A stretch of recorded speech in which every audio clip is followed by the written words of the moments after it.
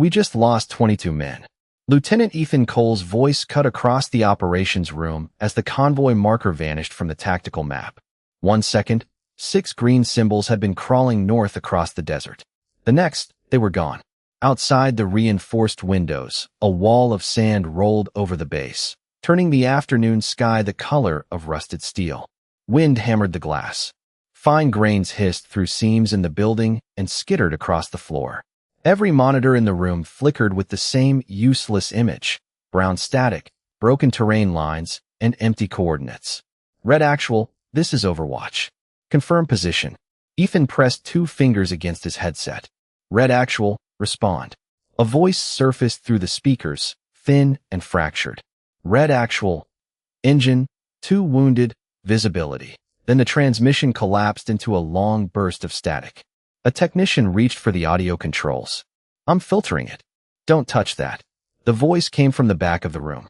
It was low, rough, and calm enough to make several operators turn. Walter Mercer stood near the door beneath the red glow of an emergency light.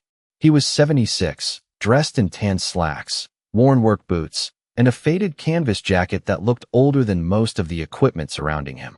A small leather radio pouch rested against his hip.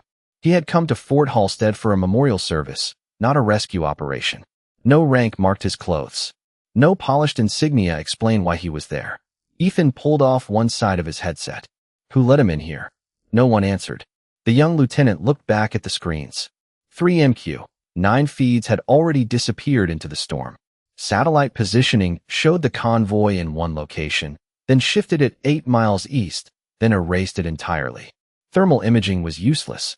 The desert surface had climbed above 120 degrees, washing the display in a pale, shapeless glare. Sir, an operator said, Convoy 3 reports less than 2 hours of water. Their backup radio is running on emergency power. Ethan's jaw tightened. Launch the relay drone. Push it to 12,000 feet. Crosswinds are over 50 miles per hour. Do it. Walt listened as the static rose again. He did not look at the map. He tilted his head slightly, favoring his right ear, and watched the speaker as though the noise had weight and direction. Beneath the sharp electrical hiss came a faint pulse. 3 seconds steady. A break. Then another pulse, weaker than the first. They're west, Walt said. Ethan turned slowly. The route is north. The route was north before the storm moved the ground under them. A few operators exchanged glances. Ethan gave a humorless laugh. You found their location in static? Walt's pale eyes remained on the speaker. No, another burst filled the room, rising and falling like breath trapped behind a closed door. I found what the static was hitting. Ethan stepped toward him, impatience hardening his voice. This room is running military-grade tracking systems, live satellite support, and the best drone operators in the region. You're hearing interference. Walt finally looked at him. There was no anger in his expression, only the stillness of a man who had once learned that panic wasted air. Then stop listening for a message, he said, and start listening for the men. Ethan stared at Walt for one long second, as if deciding whether the old man was confused or simply in the way. Around them, the operations room moved with controlled desperation. Operators shifted between screens. Weather data rolled across the central display. A relay drone climbed through the storm, its camera showing nothing but copper-colored darkness. Walt stood apart from it all, a quiet figure beneath the emergency lights, his faded jacket dusted at the shoulders from the short walk across the base. He had arrived less than an hour earlier to attend a memorial service for Daniel Ross, an Army communications specialist whose name meant nothing to the young people in the room. The service had been postponed when the storm warning sounded.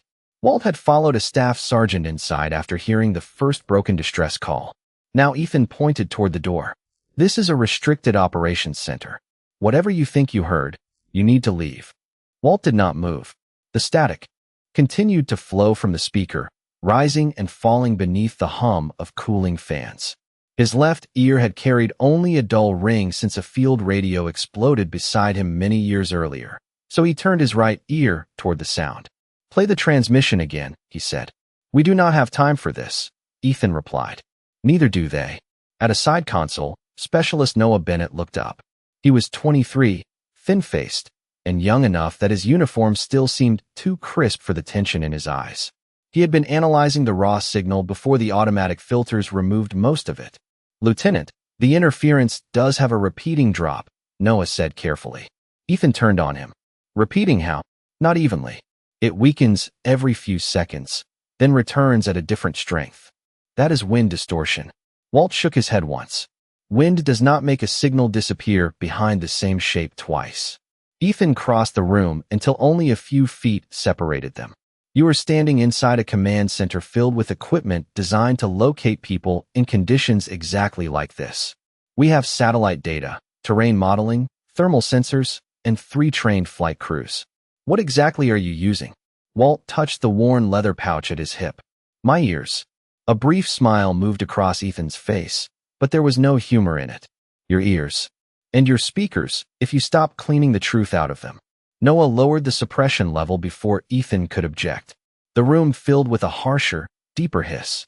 Several operators winced. Walt closed his eyes. Beneath the noise came the faint pulse again. Strong. Weak. Gone. Then strong once more. His fingers tapped lightly against his leg, matching a rhythm only he seemed to understand. Outside, the sand struck the glass harder, and the afternoon dimmed until the windows looked painted brown. The convoy left the marked route, Ethan said. That is possible. Their lead vehicle may have turned after losing visibility. They did not turn east, Walt replied. How can you know that?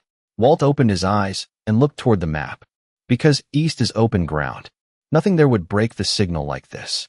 He stepped closer to the display, studying the pale lines of ridges and dry washes. Something tall is standing between them and us. Rock, not sand. The signal is bouncing off it, losing strength, then returning when the wind shifts. Noah enlarged the western terrain. 11 miles from the convoy's last confirmed position, a narrow ridge curved around an old riverbed. Ethan saw it and immediately dismissed it. That route is not passable. Walt's gaze remained fixed on the ridge. Maybe it was not passable this morning. He glanced toward the storm beyond the glass. But the desert has been moving all day. Noah enlarged the western sector until the dry riverbed filled the central screen. The ridge looked insignificant from above, a crooked line of stone half buried beneath shifting dunes, but Walt studied it with the patience of a man reading an old letter. How long since their last clear transmission? He asked. Noah checked the log. 26 minutes. Water. Less than 2 hours, based on the convoy manifest. Another operator turned from the medical channel. One of the wounded soldiers needs treatment soon. The convoy medic reported dropping blood pressure before the signal failed. Ethan looked at the clock above the display. The numbers seemed louder than the room. And the storm front. Wind speeds could double before sunset, Noah said. Visibility may fall below 10 feet. 3 limits now governed every decision. Water. Time. Weather. Ethan placed both hands on the console and stared at the probability map. The software highlighted a wide search box 8 miles east of the last confirmed route. The model still gives us a 68% chance they drifted east, he said. Walt glanced at the display. The model is following the road. The road is the only reliable reference we have. Not anymore. Ethan straightened. Explain that. Walt pointed toward the speaker. The signal has a hollow space in it. Listen to the middle. Noah replayed the raw transmission. Static poured through the room, rough and uneven. At first, it sounded meaningless. Then a brief absence appeared inside the noise, not silence exactly, but a soft collapse in the signal before it returned. Walt tapped the edge of the console. There. That is shadow. Ethan frowned. Radio shadow? Something solid is blocking the transmission. A ridge, a rock wall, maybe the side of a wash. East is open desert. There is nothing there tall enough to make that break. Noah brought up the elevation model. The eastern route was flat for nearly 15 miles. The western area contained several narrow cuts and a broken escarpment. He is right about the terrain, Noah said. Ethan looked at him sharply. He is making a guess. So is the algorithm, Walt replied. The room became still. Ethan turned back to the search map, his pride tightening around his judgment. Redirect drone 2 east. Full thermal sweep. Noah hesitated. Lieutenant, drone 2 has 34 minutes of fuel remaining. Then use every minute. The drone banked into the storm.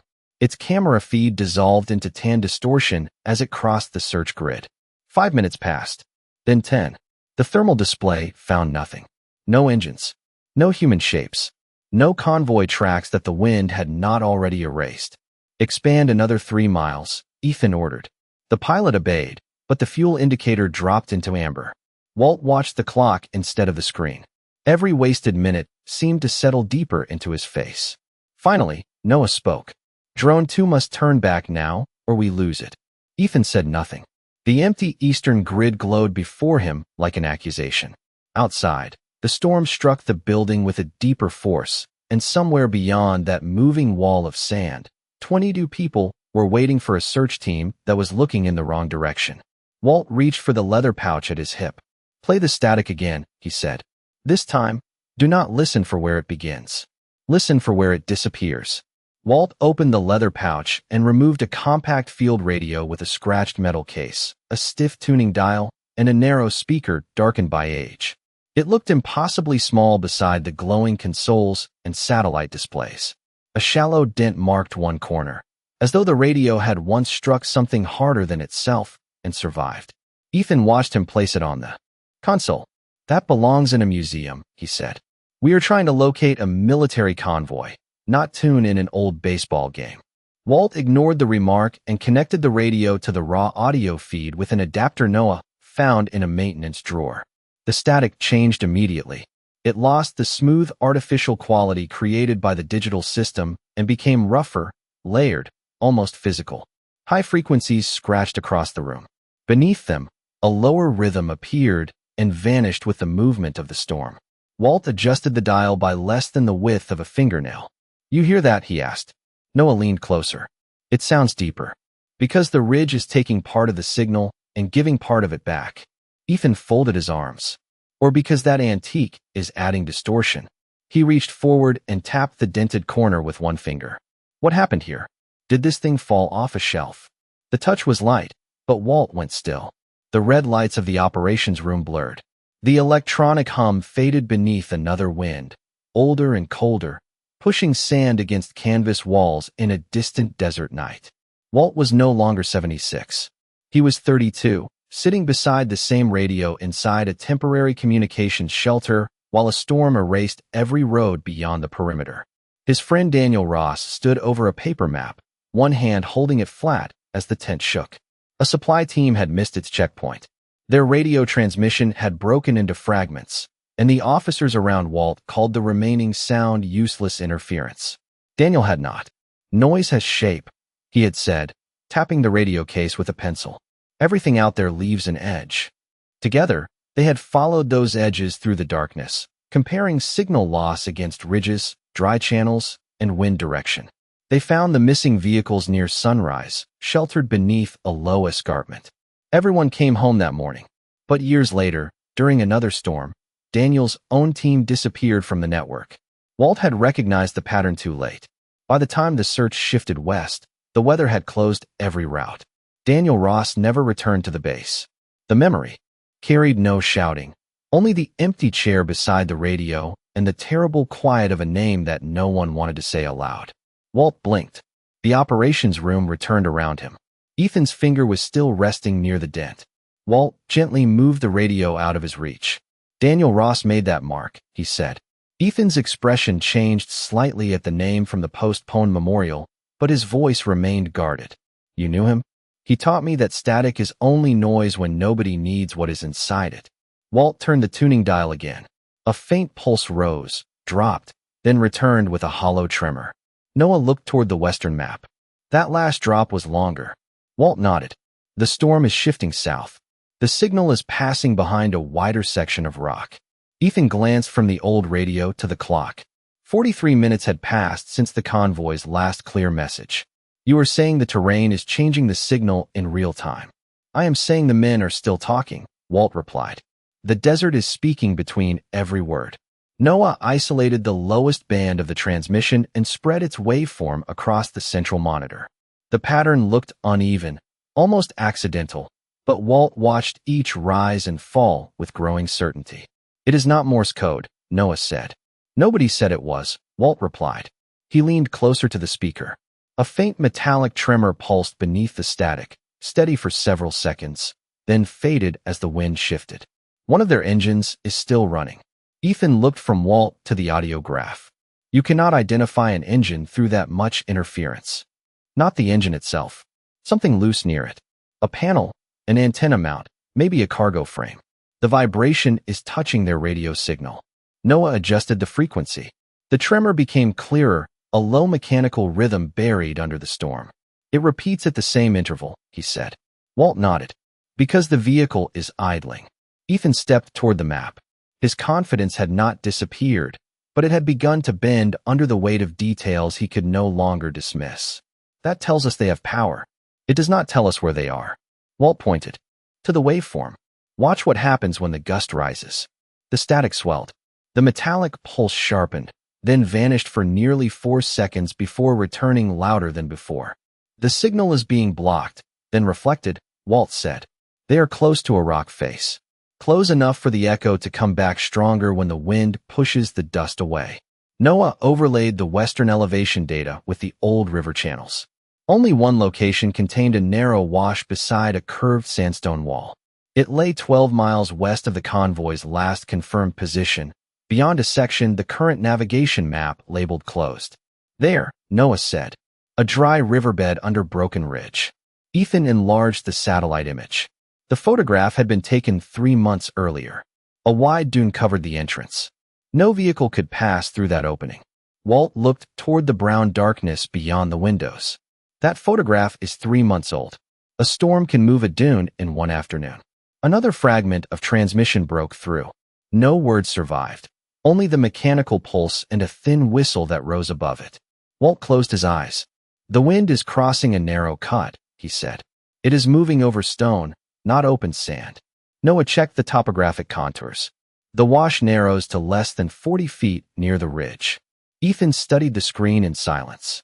The evidence was forming a shape now, not on any single display, but between them.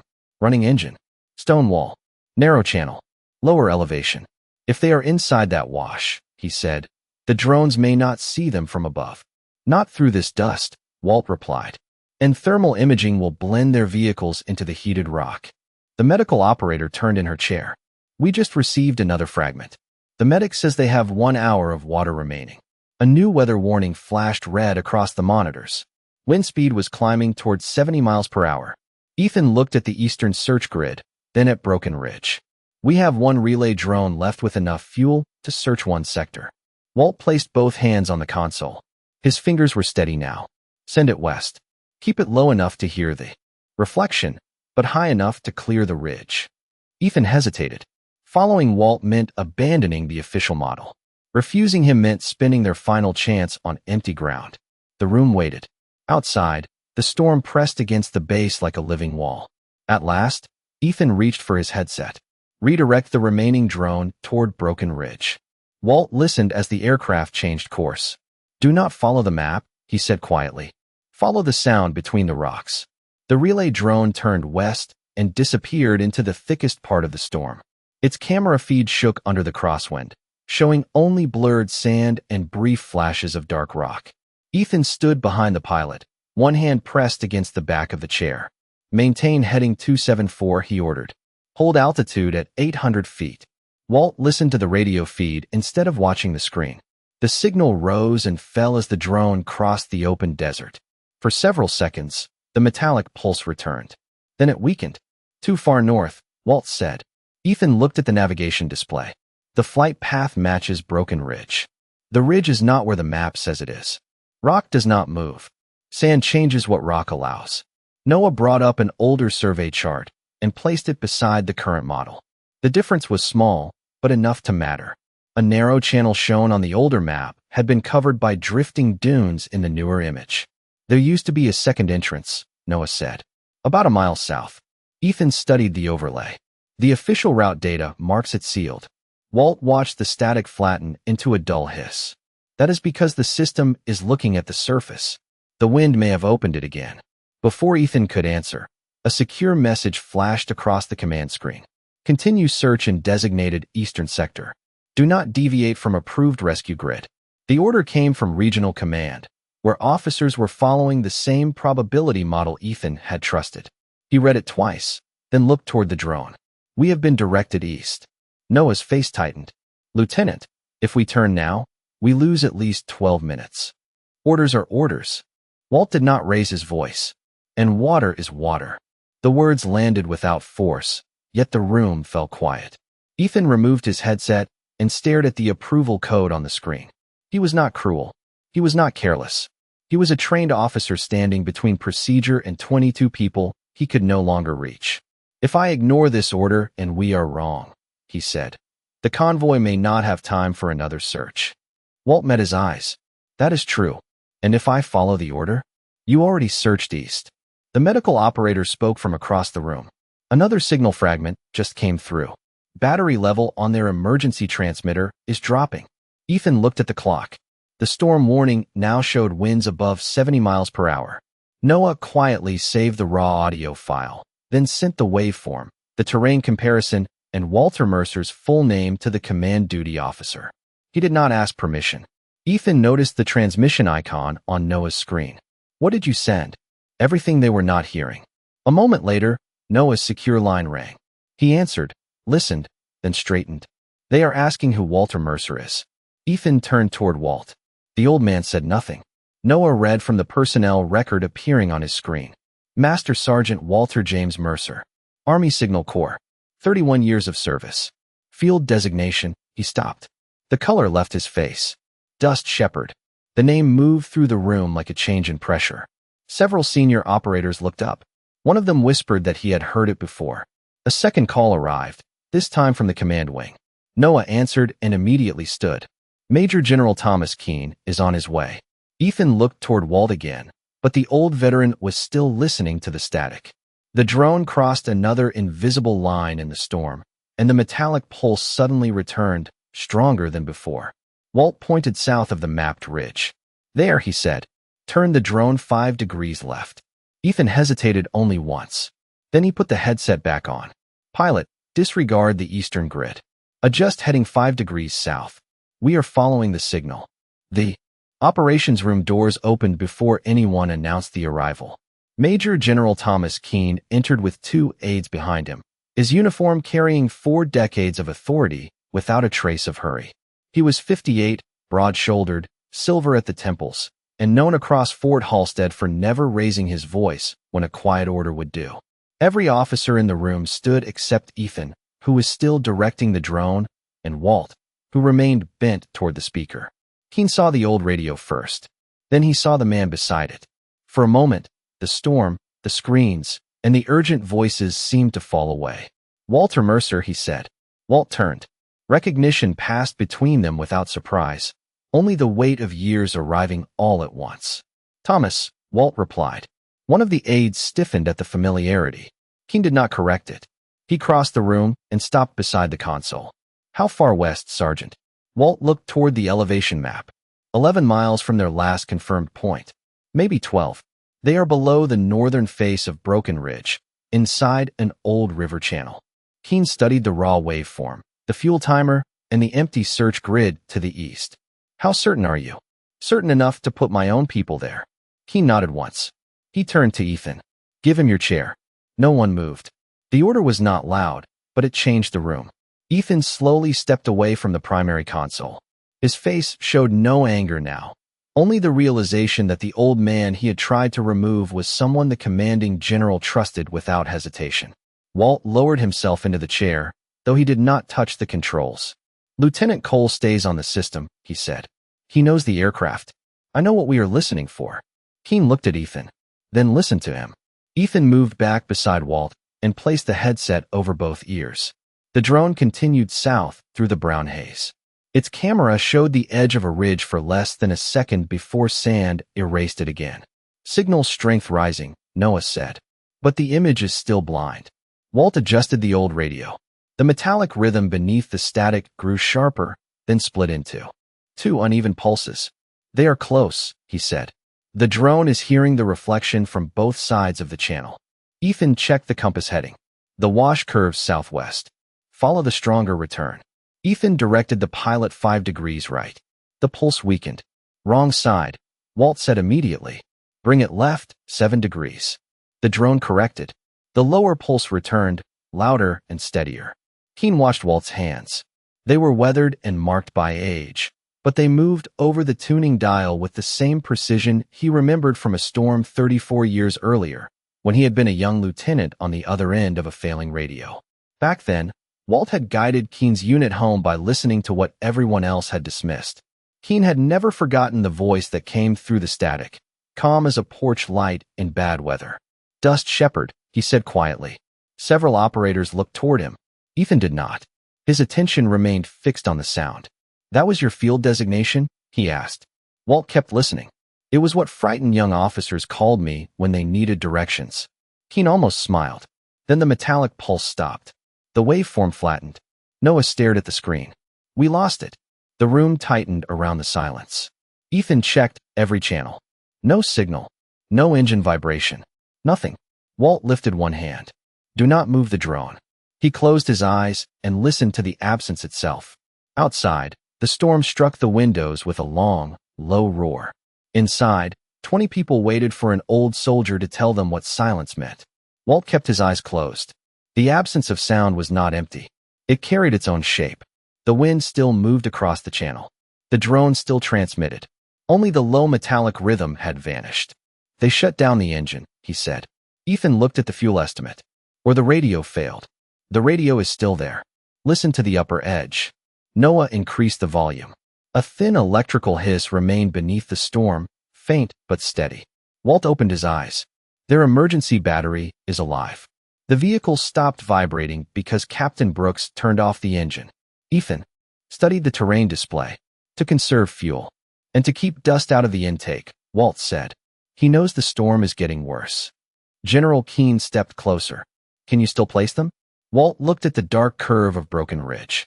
The last reflection came from directly below the drone. "They are not ahead of us anymore. They are underneath us." Ethan ordered the pilot to hold position. The aircraft fought the wind, drifting several yards before correcting. Its camera remained useless, filled with sand and dim flashes of stone. "Lower altitude to 600 feet, Walt said. The pilot hesitated. "Visibility is almost zero." "Do it in 50-foot steps," Ethan ordered. The drone descended. At 700 feet, nothing changed. At 650, the camera caught a black edge beneath the sand. At 600, the edge became a wall of rock. Noah leaned toward the screen. "There is the ridge." Walt pointed to a darker band at its base. "Angle the camera down 10 degrees. The image tilted. A narrow channel appeared for half a second, then vanished. "Again," Walt said. The pilot adjusted left. The storm opened like a curtain pulled aside by an unseen hand. Beneath the overhang sat the faint outline of a vehicle. Then another. 6 shapes were pressed close to the stone, nearly invisible against the heated ground. No one in the room spoke. Ethan switched to infrared, but the rock and metal blended into one pale field. "We need movement," he said. Walt reached for the microphone. "Red Actual, this is Overwatch. Your engine shutdown was received. If you can't hear me, move one person 10 yards beyond the lead vehicle and raise anything reflective." Static answered. 5 seconds passed. Then 10. The wind shook the drone hard enough to blur the image. Ethan's hand tightened around the console. "Come on," Noah whispered. A shape emerged from beneath the ridge. Small, unsteady, human. The figure stepped into the open and lifted a silver emergency blanket. For one bright instant, it caught the drone's navigation light and flashed through the storm like a signal mirror. The operations room released a single breath. Noah's voice broke with relief. "Visual. Confirmation. We have them." Ethan immediately transmitted the coordinates to the rescue vehicles waiting beyond the base perimeter. General Keen ordered medical teams to move with them. Walt remained focused on the radio. A crackle surfaced, followed by a voice worn thin by distance. "Overwatch, this is Red Actual. We see your aircraft." Captain Brooks paused as interference rolled over him. 22 accounted for. 2 need medical attention. Water nearly gone. Ethan closed his eyes for half a second, then answered with new steadiness. "Red Actual, rescue is moving. Remain under cover. We are staying with you." On the screen, the silver blanket rose once more beneath the circling drone. Walt leaned back from the radio at last. The room around him came alive with coordinates, route planning, and medical instructions, but none of it sounded frantic now. The The convoy was no longer missing. It had a location, a voice, and a path home. Ethan removed his headset and looked at Walt. The old veteran said nothing. He only rested one hand on the dented radio while the first rescue vehicles turned west into the storm. The rescue vehicles reached Broken Ridge 47 minutes later, their headlights appearing first as pale smudges inside the storm. The drone remained overhead, circling low enough to hold the route, but high enough to avoid the rock wall. In the operations room, every voice had settled into measured precision. Coordinates were repeated. Medical teams confirmed their approach. Wind speed began to fall as the front moved south across the desert. Walt stood beside the old radio, one hand resting on the leather pouch, while Ethan tracked the final mile on the central display. Rescue 1 has visual contact, an operator announced. A second voice followed through the speaker. All 22 personnel located. Medical team is moving to the 2 injured soldiers. No additional casualties. For several seconds, nobody reacted. Relief moved through the room, too deeply for celebration. Noah lowered his head and released the breath he had been holding. General Keene closed his eyes briefly. Ethan stared at the 6 green symbols that had returned to the map. They looked ordinary now, but less than an hour earlier they had been missing men, fading batteries, and unanswered voices beneath a wall of sand. By midnight, the convoy entered Fort Halstead beneath floodlights blurred by the last drifting dust. Soldiers climbed down slowly, exhausted and coated in pale grit. Captain Ryan Brooks was the final man to leave the lead vehicle. He thanked the medical team, checked each member of his convoy, and then asked the same question twice. Who found us? Ethan looked toward Walt, who stood near the open hangar doors. The old veteran seemed ready to leave before anyone noticed him. Ethan crossed the concrete floor and stopped in front of him. The confidence he had worn earlier was gone, but he did not replace it with excuses. I was wrong, he said. I trusted the system because I understood it. I dismissed you because I did not understand you. Walt studied him for a moment. The system was not the problem. Ethan nodded. I stopped listening when the answer did not look familiar. Walt removed the old headset from the radio pouch and placed it in Ethan's hands. Then listen now. Ethan lifted one side to his ear. The channel still carried faint static from the retreating storm. Beneath it was the last recorded transmission from Captain Brooks, almost erased by noise, but still present. 22 accounted for. Ethan lowered the headset carefully. General Keene approached with Noah and several operators behind him. He looked at Walt with the respect of a young lieutenant who had never forgotten the voice that once guided him home. 34 years ago, this man found my unit in a storm just like this one, Keene said. He followed a signal none of us could understand. Walt raised one hand, stopping him before the story could grow into a ceremony. Did everyone come home tonight? Keene looked toward the convoy. Yes. Walt nodded. That was enough. He placed the radio inside its leather pouch and walked toward the quiet memorial hall where Daniel Ross's photograph still waited beneath a folded flag. Ethan returned to the operations room before dawn. He sat at his console, opened the audio settings, and removed the automatic. Check beside noise suppression. Outside, the desert grew still beneath the first gray light. The world calls it noise until one life depends on someone hearing it.